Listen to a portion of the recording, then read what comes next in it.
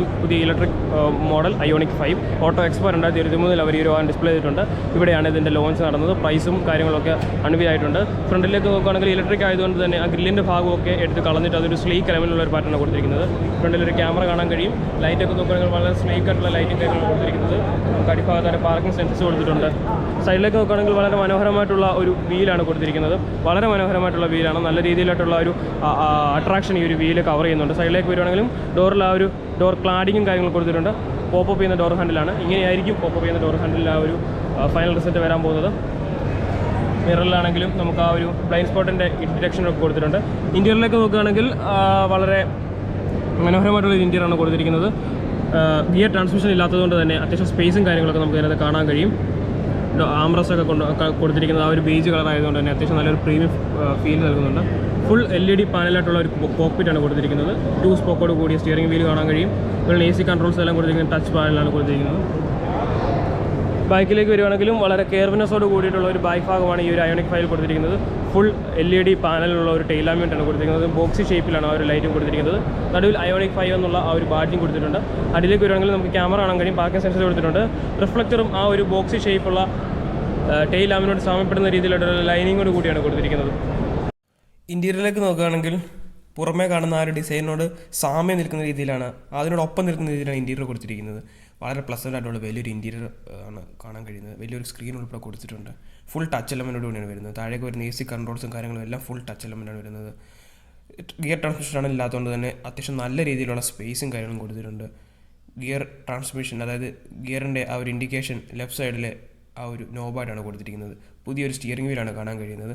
വളരെയധികം storage space ഉണ്ട്. ഈ സെൻറ്ററിലെ ഈ ആംബ്രസിൻ്റെ കൺസോൾ ബാക്കിലേക്ക് നമുക്ക് സ്ലൈഡ് ചെയ്യാനായിട്ട് സാധിക്കും. കൂടാതെ അടിയിൽ നമ്മുടെ കാലിൻ്റെ മസിൽ ഭാഗം റെസ്റ്റ് ചെയ്യാനായിട്ടുള്ള ഒരു റെസ്റ്ററും കൊടുത്തിട്ടുണ്ട്. ഡോറിലൊക്കെ ആംബിയൻ ലൈറ്റും കാര്യങ്ങളും കൊടുത്തിട്ടുണ്ട്. അത്യാവശ്യം നല്ല ആ ഒരു പ്രീമിയം ടച്ച് നിലനിർത്താനായിട്ടുള്ള ആ ഒരു ബേജ് ഇൻറ്റീരിയർ കളറും കാര്യങ്ങളൊക്കെ ഡോർ പാഡിലും കാണാൻ കഴിയും. പിൻഭാഗത്തേക്ക് വരുവാണെങ്കിൽ നമുക്ക് സൺ ബ്ലൈൻഡും കാര്യങ്ങളൊക്കെ കൊടുത്തിട്ടുണ്ട്. അത് ഒരു പ്ലസ് പോയിൻ്റാണ്. കൂടാതെ 3 പേർക്ക് സുഖമായിട്ട് ഇരിക്കാൻ പറ്റുന്ന രീതിയിലായിട്ടുള്ള ഇൻറ്റീരിയറാണ് ക്രമപ്പെടുത്തിയിരിക്കുന്നത്. പിൻഭാഗത്ത് നമുക്കൊരു ആംബിയൻ ലൈറ്റും കാര്യങ്ങളും കാണാൻ കഴിയും. സുഖമായിട്ട് 3 പേർക്ക് ഇരിക്കാൻ പറ്റുന്ന രീതിയിലുള്ള സീറ്റാണ് കൊടുത്തിരിക്കുന്നത്. പിൻഭാഗത്ത് ഇരുന്നുകൊണ്ട് തന്നെ ആ ഒരു മുൻഭാഗത്തെ സീറ്റിൻ്റെ ആ ഒരു ലെങ്തും വിട്ടും കൺട്രോൾ ചെയ്യാൻ പറ്റുന്ന രീതിയിലുള്ള ബട്ടൺസും കൊടുത്തിട്ടുണ്ട്. നല്ല കുഷനോട് കൂടിയ ആ ഒരു ഹെഡ് റെസ്റ്റും ഈ ഒരു വാഹനത്തിൽ കാണാൻ കഴിയും. മുകളിൽ വലിയൊരു പനോരമിക് സൺറൂഫും കൊടുത്തിട്ടുണ്ട്.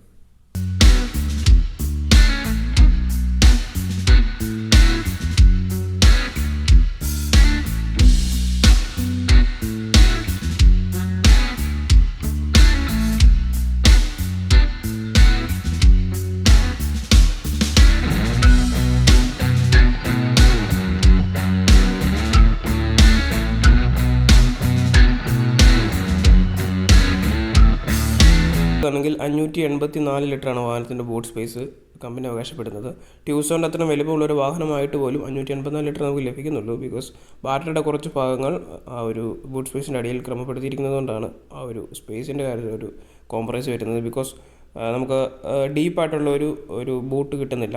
വളരെ ഫ്ലാറ്റായിട്ടുള്ള ഒരു ബൂട്ടാണ് ഈ ഒരു IONIQ 5 കിട്ടുന്നത്. കൂടാതെ 1 ടച്ചായിട്ട് ഓപ്പൺ ചെയ്യാനും ക്ലോസ് ചെയ്യാനും പറ്റുന്ന രീതിയിലായിട്ടുള്ള എല്ലാ മെക്കാനിസവും ഈ ഒരു വാഹനത്തിൽ കൊടുത്തിട്ടുണ്ട്. ആംബിയൻ ലൈറ്റും കാര്യങ്ങളെല്ലാം കാണാൻ കഴിയും. പാഴ്സൽ ഷെൽഫും ഈ ഒരു വാഹനത്തിൽ കൊടുത്തിട്ടുണ്ട്. അത്യാവശ്യം വളരെ മനോഹരമായിട്ടുള്ള പെട്ടെന്ന് അട്രാക്ഷൻ സീക്ക് ചെയ്യുന്ന രീതിയിലുള്ള ഒരു ഡിസൈനാണ് കൊടുത്തിരിക്കുന്നത്. എന്താണ് നിങ്ങളുടെ അഭിപ്രായം? കമൻറ്റ് ചെയ്യുക. ഇവിടെയാണ് ചാർജിങ് പോർട്ട് കൊടുത്തിരിക്കുന്നത്. സോ എന്താണേലും വളരെ മനോഹരമായിട്ടുള്ളൊരു ഡിസൈനാണ്. ഒന്നും പറയാനില്ല. Thumbs up.